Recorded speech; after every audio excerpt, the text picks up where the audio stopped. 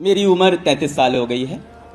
मेरे कुछ दोस्त होंगे जो मेरे से शायद 10-12 साल बड़े होंगे, साथ में काम करते हैं। उनमें से कई लोग के पास माताएं नहीं हैं, किसी के पास पिता नहीं है। वो यही बोलते हैं कि मम्मी की वैल्यू तभी रियलाइज होती है जब मम्मी चली जाती है। उससे बड़ा मिस्टेक हम सब ये करते हैं कि हम सोचते हैं कि एक दिन हम बड़ा आदमी बनेंगे, कुछ बहुत बड़ा करेंगे और अपनी माँ के लिए हम ये खरीदेंगे, अपनी माँ के लिए ये गाड़ी खरीद देंगे, अपनी माँ के लिए ये बंगला खरीद देंगे।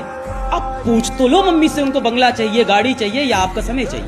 और क्या पता ये गाड़ी बंगला खरीदते खरीदते बहुत लेट हो जाए।